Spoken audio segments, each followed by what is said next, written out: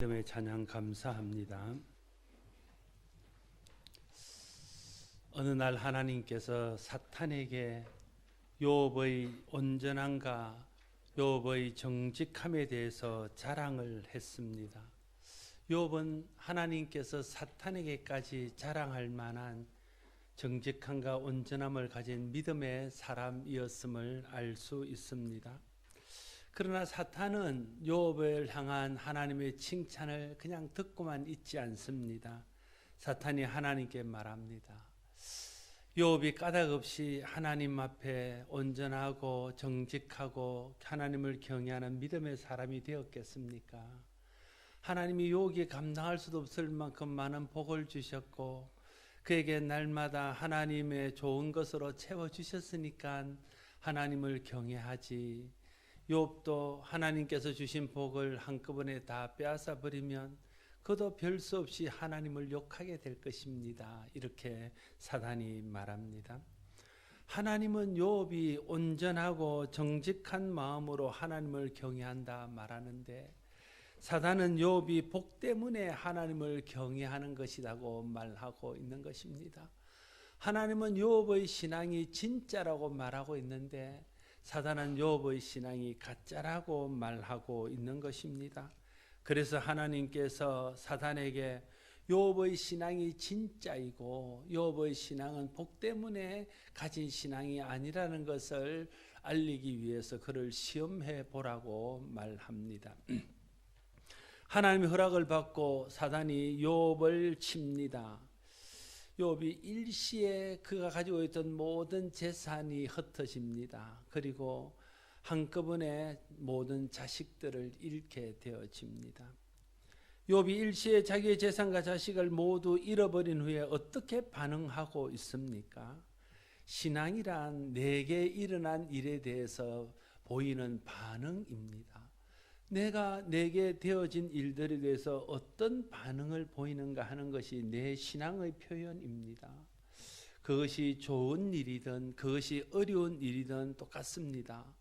믿음이 없는 사람들은 좋은 일이 있으면 그것을 자기를 드러내고 자랑하고 교만하는 수단으로 삼습니다. 믿음이 없는 사람들은 어려운 일이 오면 하나님을 원망하고 불평하는 도구로 어려운 일을 삼습니다. 그 믿음이 없는 표이지요. 그러나 믿음이 있는 사람들은 좋은 일이 있으면 그것이 하나님의 은혜인 줄 알고 감사하며 하나님 앞에 더 겸비하게 됩니다. 어려운 일이 왔을 때에는 자기를 돌아보라고 하시는 줄 알고 하나님의 뜻을 구하고 하나님 앞에 자기를 돌아보는 시간을 갖습니다. 믿음의 사람과 믿음이 없는 사람은 똑같은 일이 일어났지라도 그것에 대한 반응이 이렇게 다를 수 있다 하는 것입니다. 좋은 일이든 어려운 일이든 저와 여러분들이 어떤 반응을 하는지 스스로를 좀 살펴보고 그때 나타나는 반응이 자기 신앙의 반영인 것을 생각하면서 자기의 믿음을 새롭게 점검해야 될 것입니다. 욥의 반응은 어땠습니까? 욥이 자기의 재산을 일시에 잃고 자기의 자식들을 한꺼번에 잃고 난 후에 보인 반응이 오늘 본문의 말씀 욥기 1장 20절에서 22절에 이렇게 나타나고 있습니다.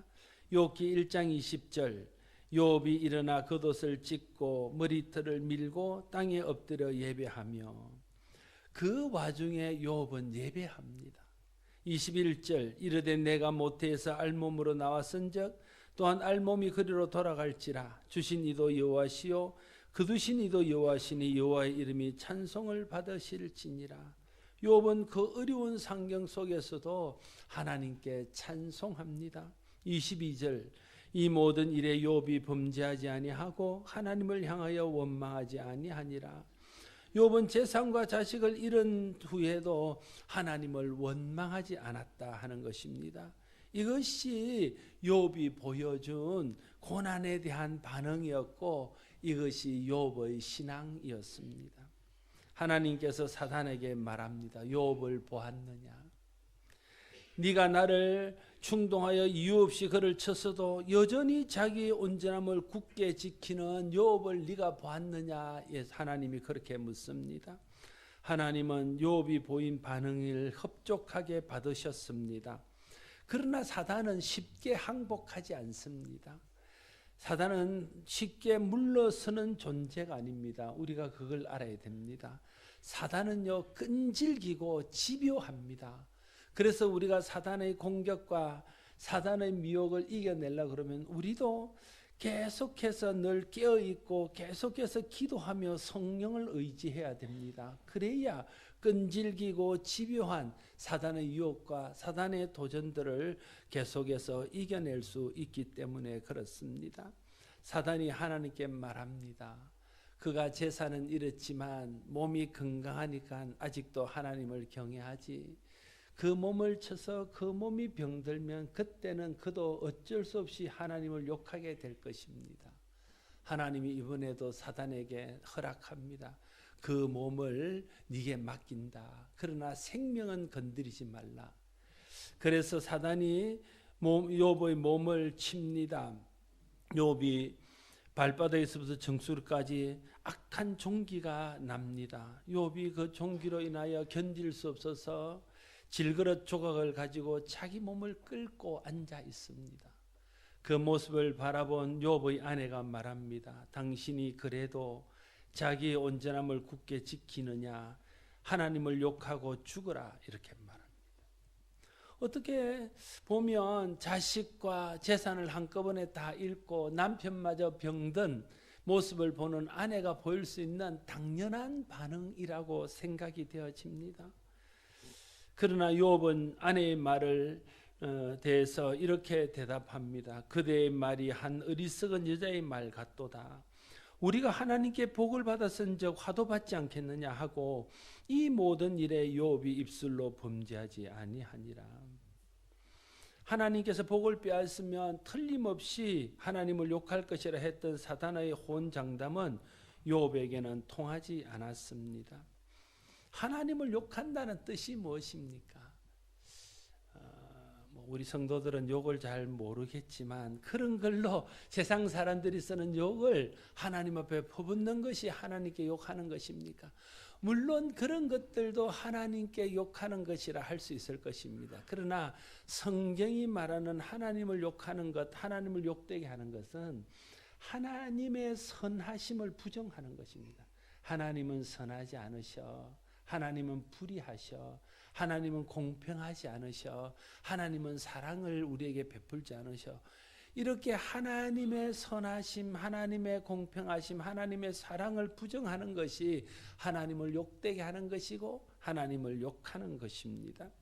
사단은 욥이 하나님 앞에서 온전하고 정직하며 여호와를 경외하는 것이 하나님 주신 복 때문이라고 생각했습니다.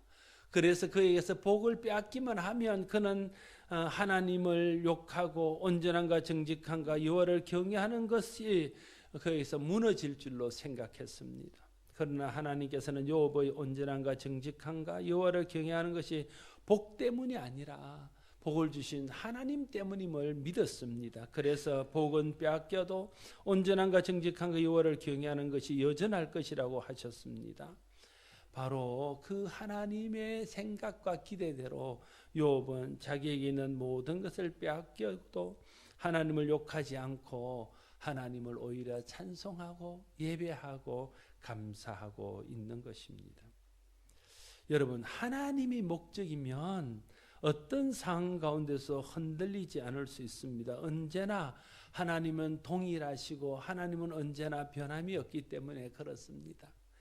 그러나 복이 목적이면 항상 흔들립니다. 우리가 바라는 만큼 복은 우리에게 오지 않고 그렇게 왔던 복도 쉽게 사라져버리기 때문에 복이 목적인 사람은 항상 마음이 흔들리고 신앙이 흔들리고 하나님 앞에서 믿음이 흔들리게 되어져 있습니다. 그래서 우리는 하나님을 바라봐야 되고 하나님에게 목적을 둬야 됩니다.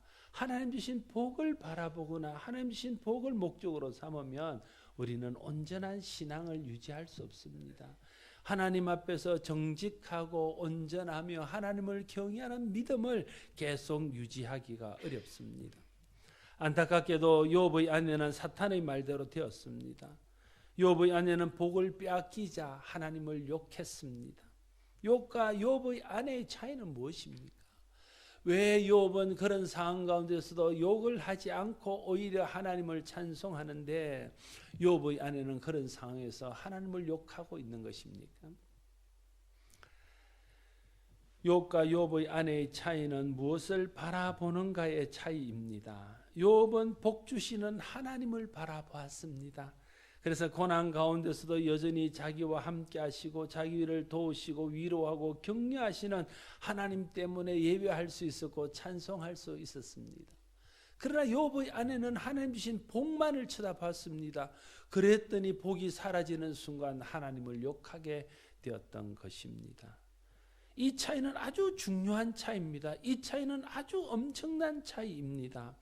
하나님을 바라보느냐, 하나님이 주신 것을 바라보느냐, 하나님을 바라보느냐, 하나님 아닌 다른 것을 바라보느냐 하는 것은 우리 신앙에서 아주 중요한 문제입니다.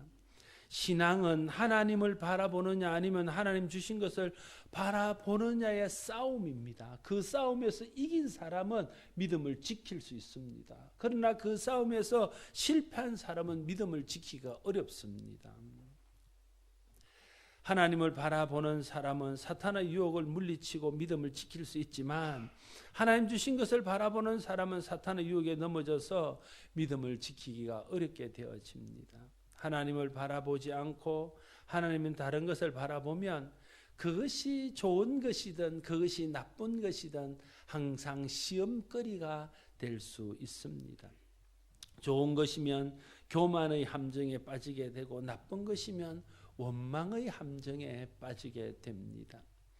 창세기 3장 5절 말씀에 보면 여자가 그 나무를 본즉 먹음직도 하고 보암직도 하고 지혜롭게 할 만큼 탐스럽기도 한 나무인지라 여자가 그 열매를 따먹고 자기와 함께 있는 남편에게 주매 그도 먹은지라 말하고 있습니다. 하와가 사단의 유혹을 받고 하나님이 금하신 선악을 알게 하는 나무의 실과를 본 후에 일어났던 일입니다. 하나님께서 에덴 동산을 만드시고 그곳에 하나님 만든 사람을 두시며 하나님을 바라고 살도록 하셨습니다.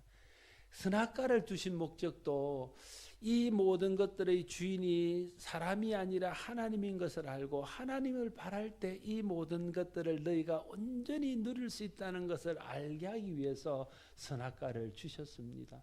그래서 선악과는요, 하나님의 하나님 되심을 알도록 하는 것입니다. 그래서 항상 선악과를 통해서도 하나님을 바라보고 그 땅에 있는 모든 좋은 것을 주신 것들로 인해서도 하나님을 바라볼 때는요, 에덴 동산에서 말할 수 없는 기쁨과 희락을 누리면서 살 수 있었습니다. 그런데 사단이 찾아옵니다. 하나님을 보지 말고 선악과를 잘 쳐다봐. 사단이 유혹합니다. 그래서 하나님을 바라보는 대신에 선악과를 딱 쳐다봤더니 어떻게 보였습니까? 선악과가 먹음직하기도 하고 보암직하기도 하고 지혜롭게 할 만큼 탐스럽기도 하게 탁 보였다는 거예요. 그때부터는 참을 수가 없습니다. 너무 먹음직스러운 거예요. 먹지 않으면 견딜 수 없을 만큼 먹음직스러운 것입니다. 너무 아름다워서 눈을 뗄 수 없을 만큼 보암직스럽습니다. 그것을 먹기만 하면 정말 사단이 말한 것처럼 하나님처럼 지혜롭게 될 것처럼 여겨져서 그것을 먹지 않고는 견딜 수 없는 마음이 그 마음속에 딱 생겼다는 거예요. 그래서 자기가 먹고 자기와 함께한 남편도 먹게 했습니다. 그래서 사람이 범죄하고 타락하게 되었습니다.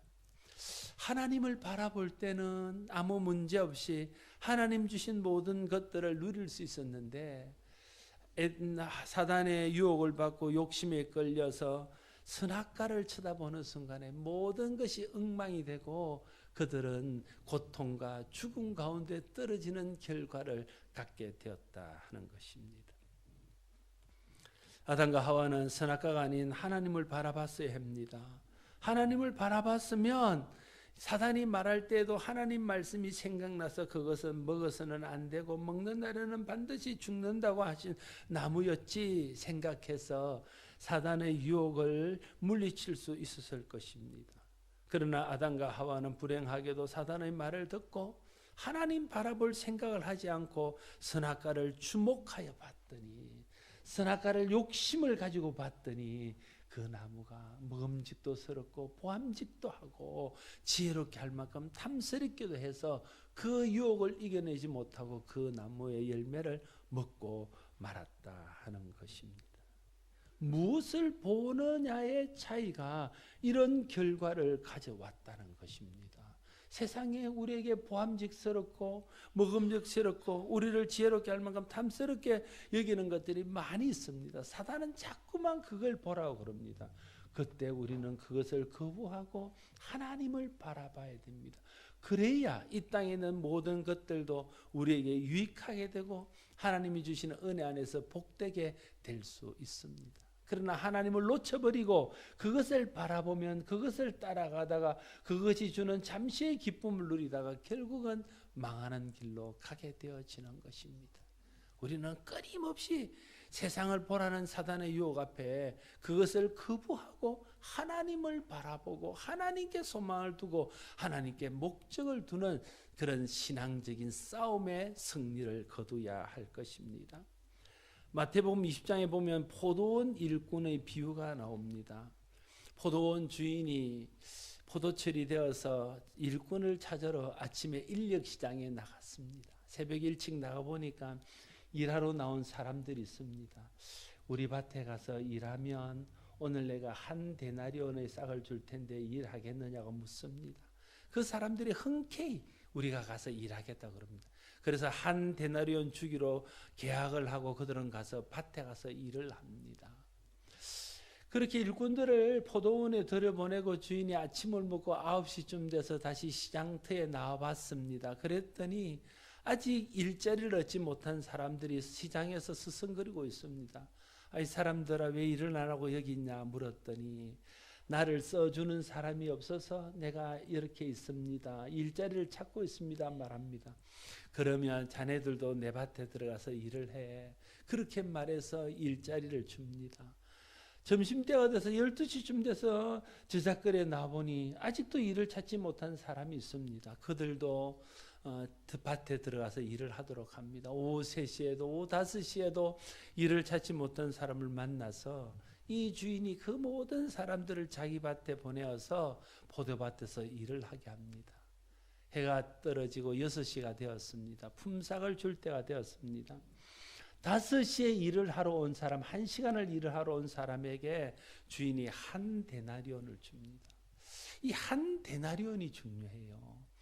그 당시에 포도원이나 이런 데 가서 일용직으로 일하는 사람들은 하루 벌여서 하루 먹고 사는 사람입니다. 한 데나리온이 한 식구가 하루 먹을 수 있는, 하루 겨우 생명을 유지할 수 있는 최소한의 경비입니다. 그것이 없으면 그 가족들은 하루를 쫄쫄 굶습니다. 그래서 5시에 왔지만 그 사람에게는 한 데나리온의 품삯이 필요한 겁니다. 그래서 선한 이 주인이 그에게 한 데나리온을 주면서 가지고 가서 가족들 먹여 살려 그리고는 보냅니다. 아침 일찍 왔던 사람이 생각합니다. 5시에 온 사람이 한 데나리온을 받았으니 나는 도대체 얼마를 주려고 그러지? 기대를 가지고 있습니다. 그런데 아침 일찍 처음 왔던 그 사람에게도 한 데나리온을 줍니다. 그 사람이 주인을 원망합니다. 그때 주인이 말합니다. 너와 나는 한 데나리온을 주고 일하기로 계약하지 않았어. 내가 그래서 한 데나리온을 주는 건데 왜 나를 원망해 묻습니다. 여러분, 오늘 이 원망하는 사람은요, 그 주인의 선함을 바라보지 못하고 자기에게 주어진 데나리온과 다른 사람이 받는 데나리온 그 돈만 쳐다보니까 사람을 원망할 주인을 원망하게 되어진 것입니다. 여러분, 주인이 잘못했습니까? 주인이 원망 들을 일을 했습니까? 물론 이 아침에 왔던 사람들의 입장에서 보면 공평성의 문제는 있습니다. 자기는 아침부터 와서 하루 종일 일했는데 1시간 일한 사람과 같이 받는다는 것은 공평성의 문제는 있습니다.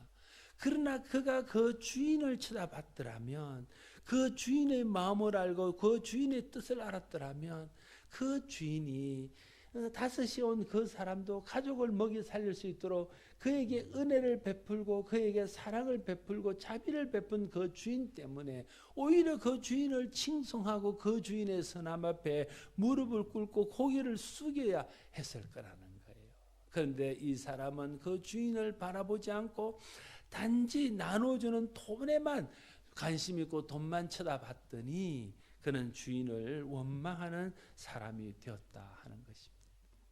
여러분, 우리가 하나님을 바라봐야 어떤 상황 가운데 있어서도 원망하지 않고 하나님 앞에 감사하며 하나님의 뜻 앞에 우리를 굴복시킬 수 있습니다. 그러나 우리 앞에 되어지는 일들을 자꾸만 비교해 보면 원망이 생기게 됩니다.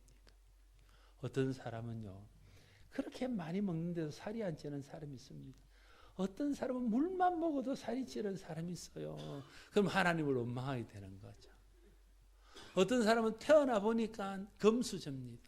어떤 사람은 태어나 보니까 내가 어릴 때부터 내 힘으로 어떻게 살아내지 않으면 안 되는 그런 집안에 태어납니다. 그 되어진 일만 보면 하나님을 원망할 수밖에 없습니다. 그러나 그 순간에도 하나님을 바라보면 하나님의 뜻을 알게 되고 하나님의 계획을 알게 되고 그런 상황 속에서도 나를 도우시고 위로하고 격려해서 나를 다듬어 가시는 하나님을 알게 되어서 그 어려움 속에 있을지라도 낙심하거나 원망하지 않고 내가 좋은 환경 속에 있을지라도 교만하여 어스대지 않고 하나님을 섬기는 여호와를 경유하는 자리에 있게 되어진다는 겁니다. 그래서 우리는 하나님을 바라봐야 됩니다. 우리에게 있는 환경을 바라봐서는 안 된다는 것입니다. 가데스 바네에서 12정탐꾼을 보낸 이야기는 우리가 다 잘 알고 있습니다. 12정탐꾼이 가나안을 정탐하고 돌아옵니다. 12정탐꾼의 가나안을 보고 온 소감은 똑같습니다. 정말 과연 하나님 말씀하신 것처럼 젖과 꿀이 흐르는 땅이고 우리가 그 땅에 들어가면 그 땅은 정말 살기 좋은 땅임에 틀림이 없다. 그게 12정탐꾼이 함께 했던 이야기입니다. 그런데 10명의 정탐꾼은 그 다음에 이렇게 그렇지만 그 땅에는 우리가 감당할 수 없는 네피림과 같은 거인들이 살고 문화적으로나 또 무기가 앞선 강한 민족이 있어서 우리가 그 땅에 가면 우리는 그들에게 멸절당하고 말 거예요. 그 땅은 절대 우리가 들어갈 수 없어 이렇게 말합니다. 그런데 똑같은 땅을 보고 여호수아와 갈렙은 아니야. 그들보다 강한 하나님이 계시고 하나님이 그들을 우리 손에 붙이셨고 하나님이 그 땅을 우리에게 허락하셨는데 하나님을 믿고 들어가면 하나님이 그 땅을 주실 거야 이야기하고 있는 것이죠. 똑같은 것을 보고도 전혀 다르게 반응하는 두 무리의 차이점은 무엇입니까? 10명의 정탐꾼들은 하나님을 바라보지 못하고 하나님의 약속을 바라보지 못하고 눈앞에 보이는 그 땅에 있는 사람들만 바라보고 그 땅의 환경만 바라봤다는 거예요. 그러니까 낙심할 수밖에 없고 실망할 수밖에 없고 원망할 수밖에 없었습니다. 그러나 여호수아와 갈렙은 그 땅도 바라봤지만 그보다 크신 하나님, 그 땅을 우리에게 주신 하나님, 그들을 우리 손에 붙이신 그 능력의 하나님을 딱 바라보니까 용기가 생기고 힘이 생기고 빨리 올라가서 저들을 정복해야 되겠다는 그런 믿음이 생기게 되는 것입니다. 무엇을 바라보는가가 우리의 행동과 우리의 마음을 결정하는데 중요한 역할을 한다는 사실을 우리가 깨닫고 알 수 있습니다.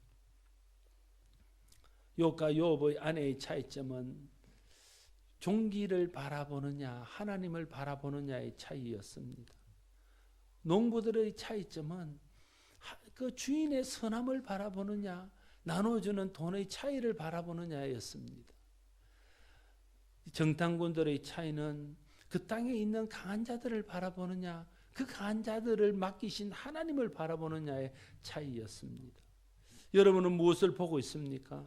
하나님이십니까? 하나님 주신 것입니까? 종기입니까? 하나님이십니까? 품삯입니까? 하나님의 선하심입니까?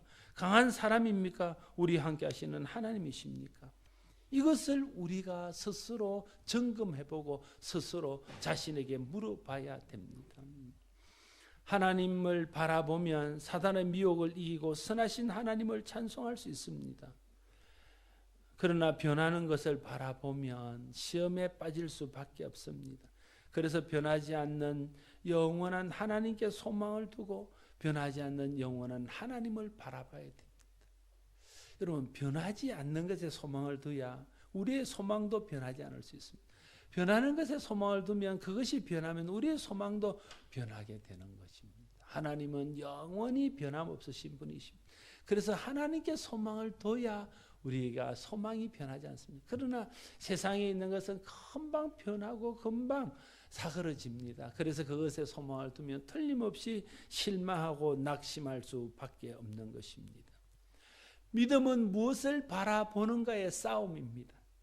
사탄은 우리가 하나님을 바라보지 못하도록 계속해서 방해를 합니다. 눈앞에 보이는 현실과 되어진 일들만 보도록 미혹합니다. 이 사탄의 방해와 미혹을 이기지 못하면 우리는 하나님을 바라보지 못하고 눈앞에 보이는 현실과 되어지는 일들만 바라봐서 낙심하고 실망하고 하나님을 원망하다가 믿음의 길에서 멀어질 수밖에 없습니다. 이 사단의 미혹을 이겨내고 하나님을 바라봐야 여전히 우리를 도우시고 위로하시고 격려하시고 힘주시고 오늘도 나를 사랑하시고 나와 동행하시는 그 하나님 때문에 힘을 얻고 용기를 얻고 그 하나님 때문에 세상을 이기며 세상의 어떠한가 상관없이 하나님을 바라보고 믿음으로 나아갈 수 있게 되는 것이지요. 그래서 우리가 매 순간 모든 상황 속에서 하나님을 바라보는 훈련을 해야 됩니다. 실패하면 다시 하나님을 바라보고 사단의 방해에 넘어졌을 때 다시 일어나서 하나님을 바라보는 훈련을 해야 됩니다. 내 힘으로 안 되면 하나님의 은혜를 구하고 성령의 도우심을 구하며 하나님, 내가 내 현실만 바라보지 않게 해주십시오. 하나님을 바라보게 하여 주십시오. 눈앞에 보이는 복에만 마음을 빼앗기지 않게 하여 주십시오. 복 주시는 하나님을 바라게 하여 주십시오. 내게 있는 어려운 현실만 보지 않게 하여 주십시오. 이 현실 가운데서도 여전히 나를 도우시고 나와 함께 하시는 그 하나님을 바라보게 해 주십시오. 우리가 하나님께 기도하고 성령의 도움을 구하고 믿음으로 훈련하면 모든 순간에 하나님을 바라봐서 여전히 우리를 도우시고 사랑하시고 변함없이 우리 편에 서서 우리와 동행하시는 그 하나님 때문에 모든 상황 가운데서도 용기를 얻고 힘을 얻고 다시 일어나서 하나님을 경외하는 믿음의 자리에 설 수 있게 되어질 것입니다. 우리의 싸움은 무엇을 바라보는가의 싸움입니다. 여러분 기억하십시오. 우리의 싸움은 무엇을 바라보는가의 싸움입니다. 하나님을 바라보면 승리합니다. 환경과 상관없이 하나님을 바라보면 일어설 수 있습니다. 어떠한가 상관없이 하나님을 바라보면 소망을 발견할 수 있습니다. 그러나 하나님 아닌 다른 것을 바라보면 그것이 아무리 좋은 것이었든 그것이 어떤 것이든 우리는 시험거리로 되어서 시험에 들 수밖에 없고 넘어질 수밖에 없습니다. 사단은 끊임없이 하나님 바라보지 못하고 눈앞에 보이는 것들 바라보라고 유혹합니다.